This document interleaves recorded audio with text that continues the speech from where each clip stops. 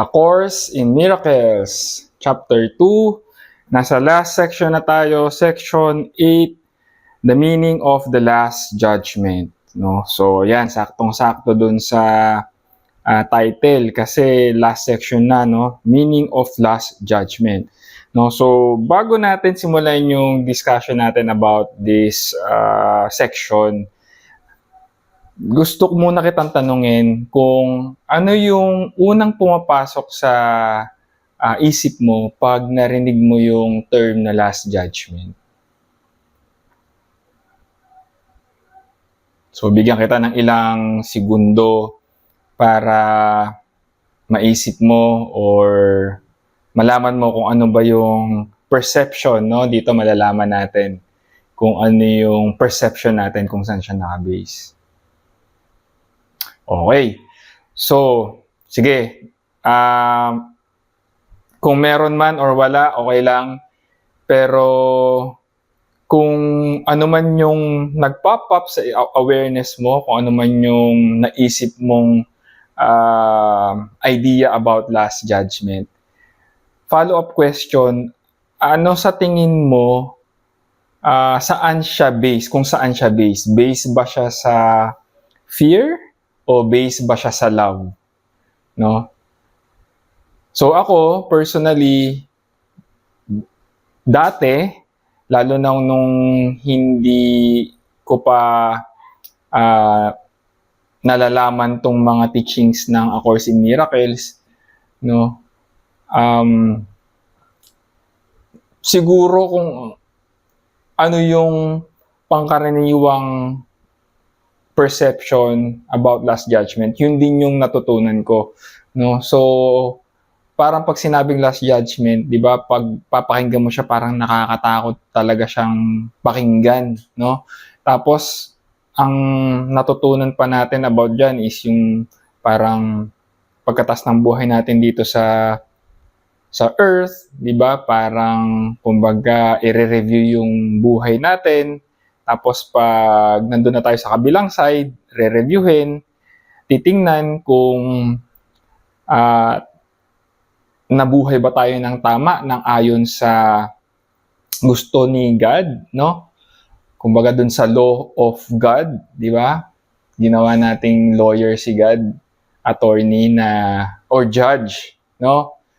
Kaya nagkaroon ng concept na last judgment. Tapos, parang kumbaga, yun nga, depende dun sa kung paano ka nabuhay, kumbaga na kay God yung last judgment, no? Kung makakapasok tayo sa heaven or hindi. No? So, may iba-iba lang sigurong version pero somehow parang ganun nalalapit doon yung perception ng pangkaraniwang tao, ng karamihan sa atin, no? Pero dito sa A Course in Miracles, yun yung gustong bigyang liwanag or linawin ng A Course in Miracles. Kung ano ba yung tamang perception ng last judgment, no? So yun yung alamin natin sa section na to. Ayan, kaya dito sinasabi na the last judgment is one of the most threatening ideas in your thinking. This is because you do not understand it. Totoo naman, no? Yun nga, nabanggit natin kanina na kumbaga pakinggan mo pa lang yung last judgment, medyo kakabahan ka na, di ba? Medyo nakakatakot siyang idea, last judgment. Para kang, yung sesentensyahan ka no? Parang ganun yung dating. And that is because we do not understand it daw, no? Which is natural human reaction, no? Pag meron tayong hindi maintindihan, pag meron tayong hindi alam, ang initial reaction talaga natin is fear, di ba?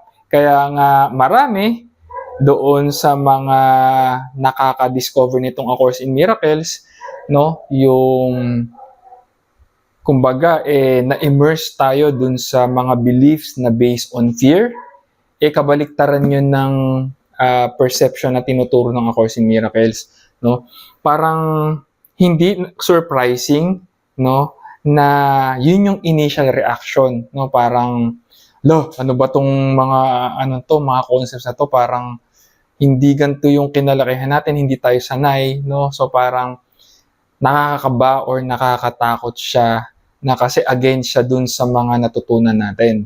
Pero ayun nga, ito yung time, no, for correcting those erroneous beliefs, no, yung mga beliefs na akala natin noon yun yung tama pero mukhang hindi pala, no?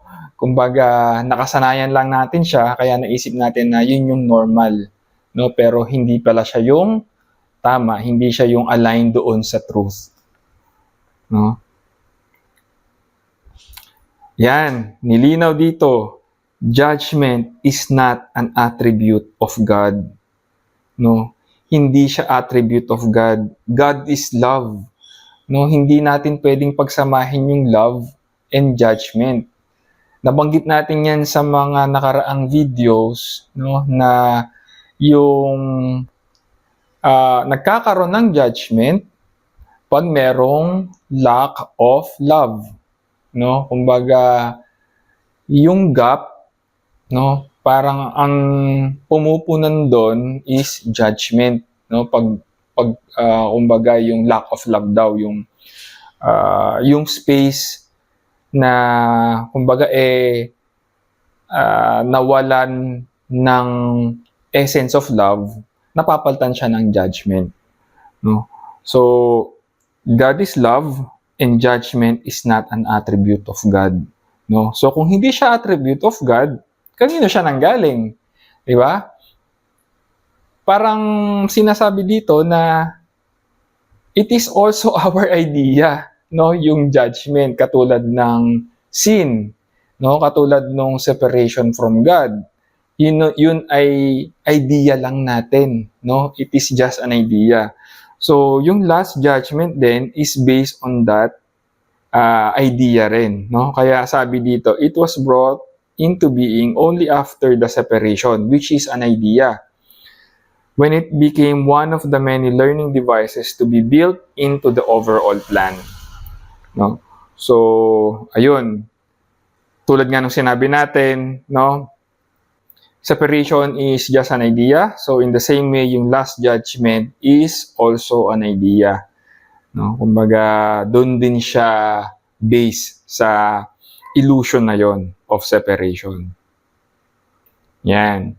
The last judgment is generally thought of as a procedure undertaken by God. Actually, it will be undertaken by my brothers with my help. No, so ito voice again to ni Jesus, no? Parang siya yung nagdi-deliver ng message na to, no? So binanggit niya lang ulit na yung last judgment daw, ang common perception natin sa kanya is that it's a procedure or a process undertaken by God. Pero kung tutuusin, hindi si God ang kumbaga ang dumadaan sa process na yon, kundi tayo, no? Yun yung sinasabi dito na it will be undertaken by my brothers with my help. So ano ba yung tamang perception ng last judgment? Kung hindi siya yung natutunan natin na idea about last judgment, ano yung tamang perception of last judgment? So sabi dito, it is a final healing rather than a meting out of punishment, however much you may think that punishment is deserved. No? Napakaganda nito, ng statement na to. It is a final healing. No? So part pala siya ng healing process. And siya yung final step doon sa healing process na yon.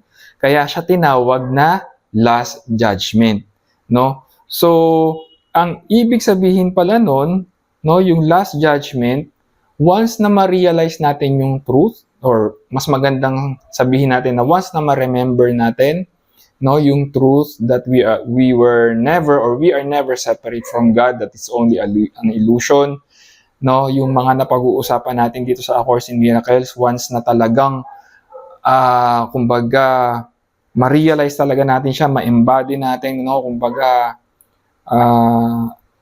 yung knowing, no, yung talagang ramdam natin, yung ramdam mo na, oo, ito nga yung truth that I know of myself, yung totoong nature natin, no? So, yung realization na yon will be the end of judgment, di ba? Sabi nga natin kanina, yung judgment is a result of lack of love. And once na ma-realign tayo dun sa truth, dun sa love, yung ating nature, no? Matatapos na yung judgment, no? Yung judgment natin sa sarili, yung judgment natin of the world. Kasi kung ano naman yung state natin, ine-extend lang natin or project lang natin yun sa external world, no? So kung wala nang judgment sa atin, ang natural effect nun is wala na rin tayong i-judge outside of ourselves kasi nga there's nothing outside of us, and realizing that we are one, no? Pag nag-judge ka ng iba, di ba? Ikaw yung unang makaka-experience ng judgment na yon, no? So kumbaga magiging hindi na siya part ng, mawawala na siya or hindi na siya magiging part ng consciousness mo, no? Once na ma-align mo na yung sarili mo dun sa correct thinking, no? Once na maging miracle-minded na tayo, yung sinasabi ng A Course in Miracles, no? Kaya siya tinawag na last judgment, no? Kumbaga, katapusan na daw pala ng judgment natin, no? As part of the healing process, no?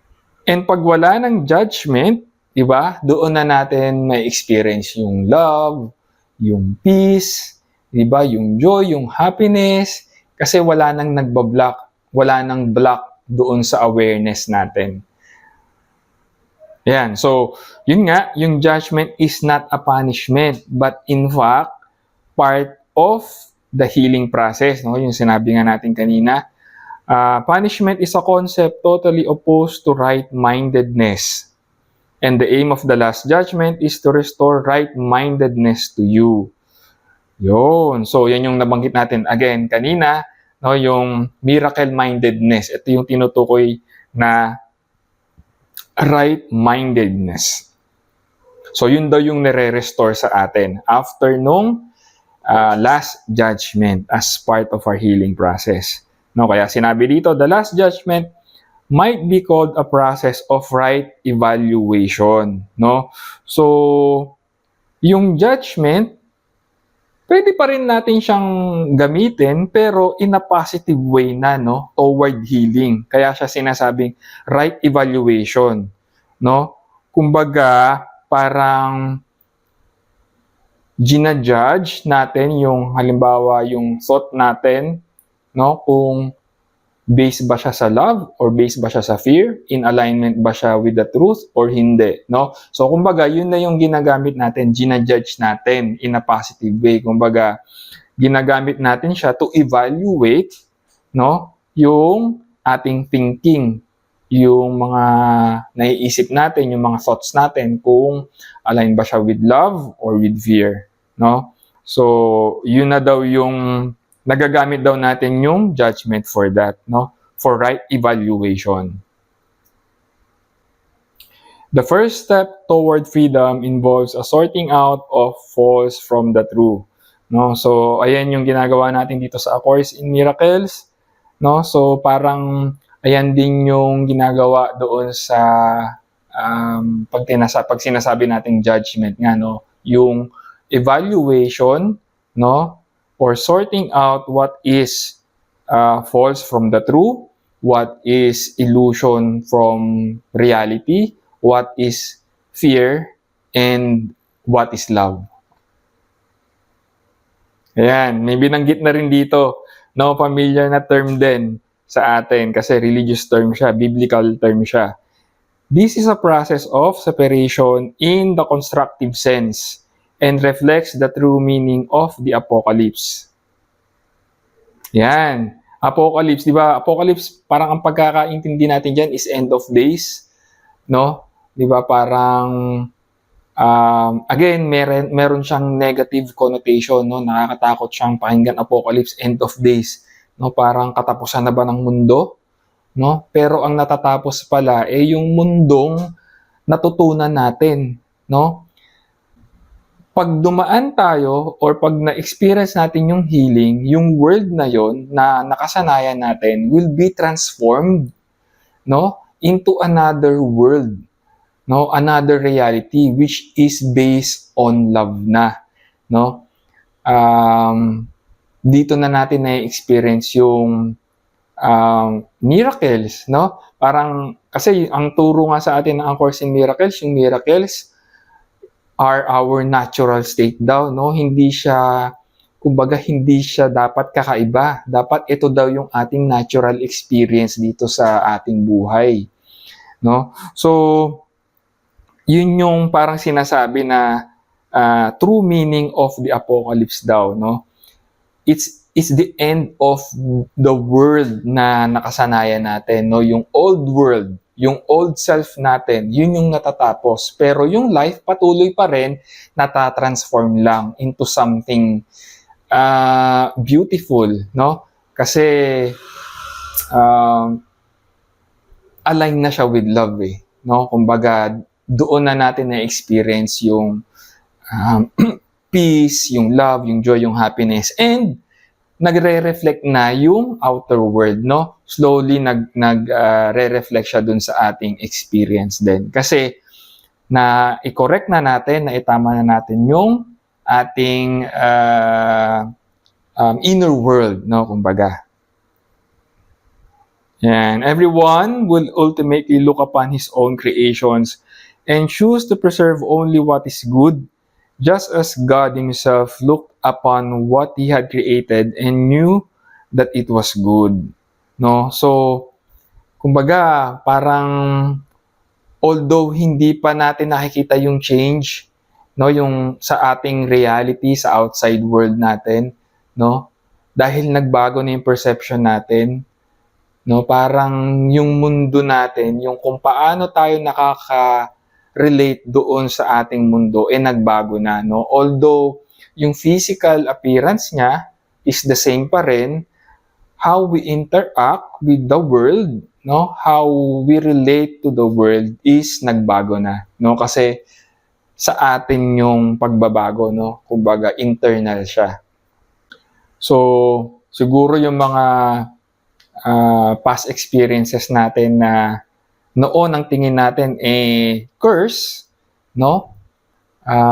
Dahil nagbago na yung perception natin, na-heal na yung perception natin, no? Yung curse, naging blessing na pala siya, no? Kasi meron pala siyang dalang gift, no? Personally, ako, ganyan yung na-experience ko. Yung mga dati kong experience na akala ko is curse, no? Yun pala, blessing siya, no? In fact, parang isa siya sa I consider it the greatest blessing. No, kasi dahil dun sa mga yung sa mga realization na nadadala ng experience na yon for me. And alam ko na ganun din yung magiging experience, no, for many of us. Hindi siya pare-parehas na journey, pero ganun yung transformation, no, na possible for everyone. Yan. At this point, the mind can begin to look with love on its own creations because of their worthiness. Yan. So, yung dating nakikita mo from the lens of fear, no, ngayon, nag-shift na yung perception mo, no, kumbaga you're looking through the lens of love na, no? So kaya nga isa sa mga parang paradox is matututunan natin, marirealize natin na parang kumbaga nasanay tayo na yung present natin is based from our past, no? Which is somehow true, pero kung tutuusin, kung ano yung present na state natin, no, kaya nating baguhin yung past natin, no? Kasi pag nabago natin yung perception natin in the present moment, no, pag binalikan mo yung past, no, iba na yung perception mo sa kanya, So in a way, parang nag-transform na rin yung experience mo, no, of the past. Ayan, kaya sinabi rin dito, at the same time, the mind will inevitably disown its miscreations which without belief will no longer exist, no? Kumbaga, yung past, no, parang dahil align ka na with love, meron kang certain memory, no, na parang hindi na part ng pagkatao mo somehow kasi hindi na siya aligned with the person that you are right now, no? Yan yung isang ano parang kumbaga mystery or parang paradox siya na yung present moment talaga, no, parang yun yung power of the present moment, no. Kaya niyang baguhin or kaya niyang i-transform yung experience mo of life, no, whether it's in the past or in the future. Kasi yung past naman and the future are illusions, no, kasi both of them naman ay na-experience mo in the present, no. Kasi kahit na, di ba, sige, balikan natin yung experience mo 20 years ago or 10 years ago nung kabataan ka, saan mo ba siya na-experience? No, 'di ba? Ngayon din yung memory, nare-record mo rin siya in the present moment, no? Hindi ka naman lumilipat ng ano ng time zone or ng timeline, 'di ba? Parang kumbaga lahat na-experience mo in the present moment, no? So, yun yung parang sinasabi dito na yung change of mind, no? Yung perception nga natin, no? Natatransform niya lahat yung mga experiences natin. How we see them, how we perceive them. Ito, may in-explain ulit dito about last judgment. The term last judgment is frightening not only because it has been projected onto God, but also because of the association of last with death, no? Yung last na word daw. So, totoo naman, may point naman, di ba? Parang pag sinabi nating last, last mo na yan, di ba? Parang deads na pagkatapos ng, di ba? Pag sinabi nating last, no? Parang ano na siya, yun na, the end of days, di ba? Tapos in-associate pa natin siya kay God, no? Which is all-powerful, di ba? Parang patay. Pag ginudge tayo ni God, talagang deads, di ba? No? So, pero, ito nga, paglilinaw agad ng A Course in Miracles, no, if the meaning of the last judgment is objectively examined, it is quite apparent that it is really the doorway to life. No, so, ayun nga, no, hindi siya end of days, it's actually the start of you, no, coming to life. No, kasi sabi dito, no one who lives in fear is really alive. No? So, kung nabuhay tayo sa takot, no, noon, or even ngayon, kung nabubuhay tayo sa takot, hindi daw talaga tayo nabubuhay. No? Kasi, no one who lives in fear is really alive. No? Lahat tayo naka-experience niyan, di ba? Siyempre, kumbaga, yung takot yung nangingibabaw sa buhay natin, takot kang mag-explore ng opportunities, takot kang magsabi ng tunay mong nararamdaman, takot kang subukan yung mga bagay na gusto mong gawin, yung mga pangarap mo, no? Takot ka na ma-judge ng ibang tao, no? Kumbaga, nabubuhay tayo sa takot. Lahat, yung perception natin based sa fear, no? And kung ganun daw, yung way of living natin, hindi talaga tayo nabubuhay, no? Kumbaga, parang wala under the control tayo ng fear, no? Hindi natin na-express yung talagang true desires natin, no? Yung soul natin, no? Yung gustong i-express yung kanyang unique blueprint dito sa mundo, kaya nga siya nabuhay, kaya nga siya incarnate as human. No? Pero kung nabubuhay tayo sa takot, hindi natin yon magagawa. At ito yung purpose nating lahat, no?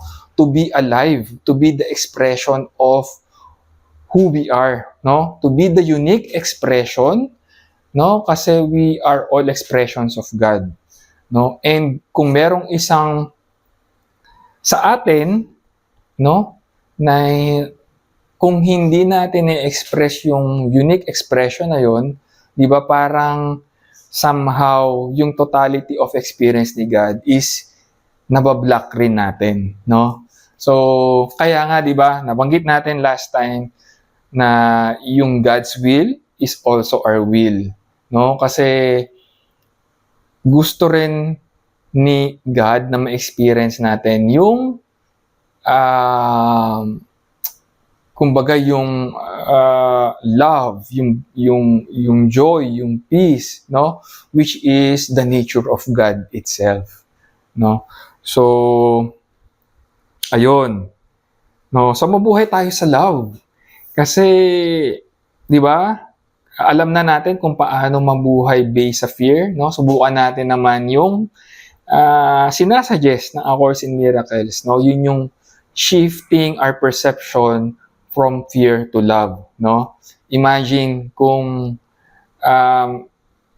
yung mga perception na yun, yung mga takot na yun na nabanggit natin kanina, mapapalitan siya ng love, no? Imagine what kind of life yung possible for us, diba?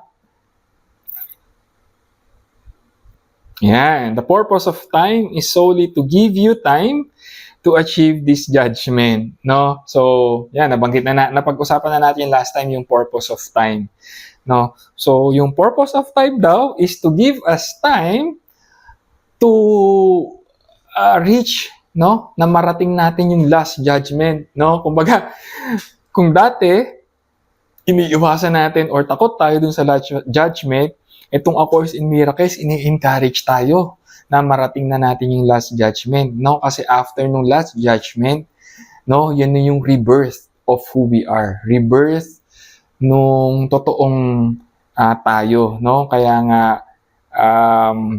doorway to life, no, yung last judgment. No? Kasi imagine life, no, without judgment. No?